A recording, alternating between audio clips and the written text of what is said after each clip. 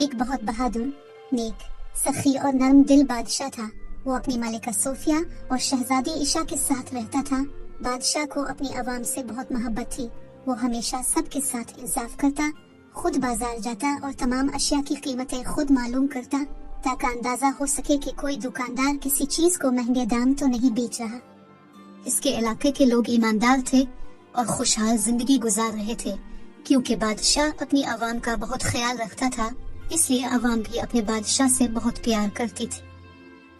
जहाँ बादशाह बहुत रहम दिल और सखी था, वहीं वो बेईमान और धोखेबाज लोगों के साथ बहुत सख्ती से पेश आता था और उनको सख्त से सख्त सजा देता। यही वजह थी कि लोग इसके कहर से बहुत डरते थे और कोई भी बेईमानी करने का नहीं सोचता था।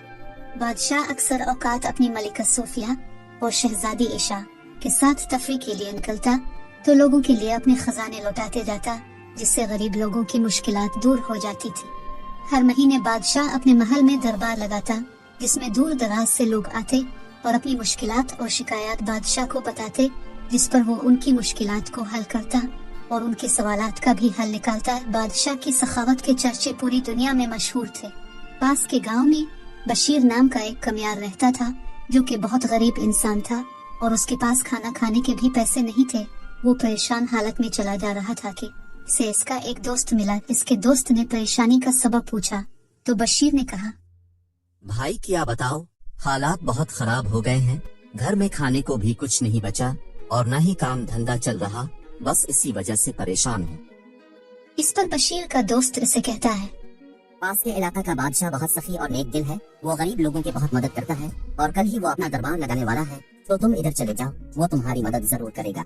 इस पर बशीर अपने दोस्त को कहता है, भाई तुम्हारी बहुत मेहरबानी, तुमने मेरी बहुत बड़ी मुश्किल हल कर दी। मैं कल ही जाता हूँ और बादशाह से अपनी गरीबी को दूर करने की दरख्वास्त करता हूँ।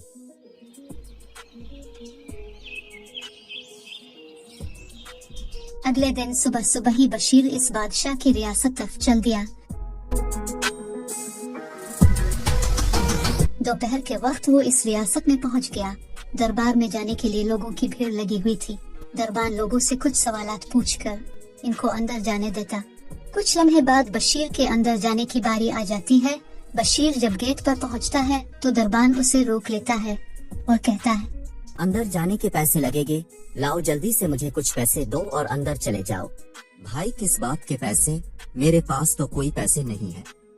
देखो अगर अंदर जाना है तो पैसे तो देने ही पड़ेंगे, वरना इधर से चले जाओ, मैं तुमको अंदर नहीं जाने दूंगा। भाई तुम्हें अल्लाह का वास्ता है, मुझे अंदर जाने दो, मेरे पास तुमको देने के लिए कुछ नहीं है। मैं बहुत गरीब इंसान हूँ, मेरे पास खाना खाने के भी पैसे नहीं हैं और मैं बहुत मुश्किल से यहाँ पहुँचा हूँ।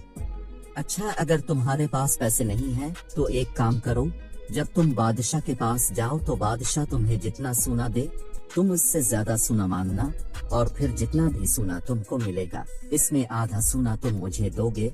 अगर तुमको ये शर्त मंजूर है तो मैं तुमको अंदर जाने दूंगा। ठीक है भाई, मैं तुमको आधा हिस्सा दे दूंगा, क्योंकि मेरे पास और कोई रास्ता भी नहीं, इसलिए मैं तुम्हारी शर्त मानने को तैयार हूँ। अब वो दरबान बशीर को अंदर जाने देता है। बशीर बादशाह की बारगाह में पहुंच जाता है और देखता है कि सभी लोग बादशाह को अपनी मजबूरी बताते हैं और बादशाह उनकी मदद करता है और उनको बहुत सारा सोना और पैसे देता है। कुछ देर बाद बशीर बादशाह सामने हाजिर होता है और बादशाह से कहता है, बादशाह सलामत, मैं पास के गांव से आया हूँ और बहुत गरीब इंसान हूँ। गुजर बसर बहुत मुश्किल से होता है। आपके बारे में बहुत सुना के आप बहुत सखी इंसान हैं और गरीबों की मदद करते हैं। मुझे भी आपकी मदद की जरूरत है ताकि मैं अपना गुजर बसर कर सकूं। बशीर की बात सुनकर बादशाह उसे कुछ तहाइफ और सोना देता है, जिसके लेने के बाद बशीर बादशाह से कहता है, बहुत शुक्रिया बादशाह सलामत, अल्लाह आपको हमेशा सलामत रखे और आपकी उम्र दराज करे, लेकिन मेरी एक गुजारिश है कि मुझे थोड़ा और ज्यादा सोना दिया जाए। इस पर बादशाह बशीर से कहता है, ए लालची आदमी, हमने तुमको इतने ज्यादा इनामात और सोना दिया, फिर भी तुम्हें मजीद सोने की लालच क्यों है? ये सब तुम्हारे लिए कम है क्या? इस पर बशीर बादशाह से कहता है, बादशाह सलामत, जान के ईमान पाओ तो एक बात कहना चाहता हूँ। मैं एक गरीब इंसान हूँ, लेकिन मैं लालची नहीं हूँ और न ही मैंने कभी झूठ नहीं बोला है। इसलिए मैं आपको सब कुछ सच सच बताना चाहता हूँ। जब मैं महल के गेट पर आया तो दरबान ने अंदर आने के लिए मुझसे कुछ रकम का मुतालबा किया और अदा न करने की सूरत में मुझे अंदर आने से रोक दिया।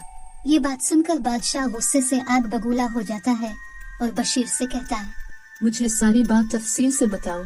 मेरी हुकूमत कोई भी इंसान धोखेबाजी करेगा तो मैं उसको सख्त से सख्त सजा दूंगा, और अगर तुमने मुझसे कुछ छुपाया तो मैं तुम्हें भी कैद कर दूंगा। बादशाह सलामत, मेरे पास दरबान को देने के लिए पैसे नहीं थे, तो फिर दरबान ने मुझे कहा कि बादशाह से ज्यादा सोने की गुजारिश करना, और जब तुम्हें सोना मिल जाए तो इसमें से आधा हिस्सा मेरा होगा।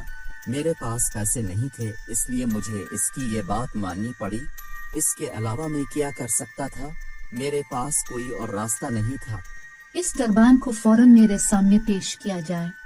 दरबान को पकड़कर बादशाह के सामने पेश किया गया तो बादशाह ने इससे कहा, ये आदमी तुम्हारी बहुत तारीफें कर रहा है कि तुम अपनी जिम्मेदारी बहुत अच्छे तरीके से निभा रहे हो, और ये आदमी कह रहा है कि इसको मिलने वाले इनाम का आधा हिस्सा तुम्हें दिया जाए, लेकिन मैं इतना खुश हूँ कि मैं तुमको इसका पूरा हिस्सा दूंगा।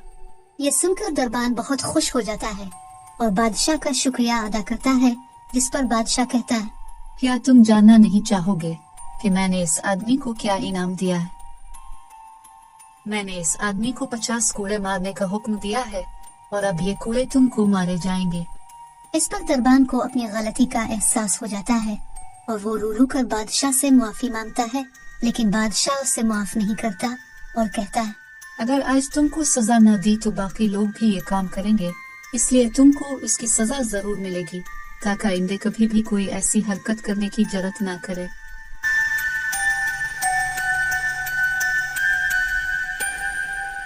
बादशाह के हुक्म पर इस दरबान को कोड़े मारे जाते हैं, जिसको देखकर सभी लोग डर जाते हैं और दिल में पक्का इरादा करते हैं कि वो कभी भी गलत काम नहीं करेंगे और कभी भी किसी के साथ धोखाधड़ी नहीं करेंगे।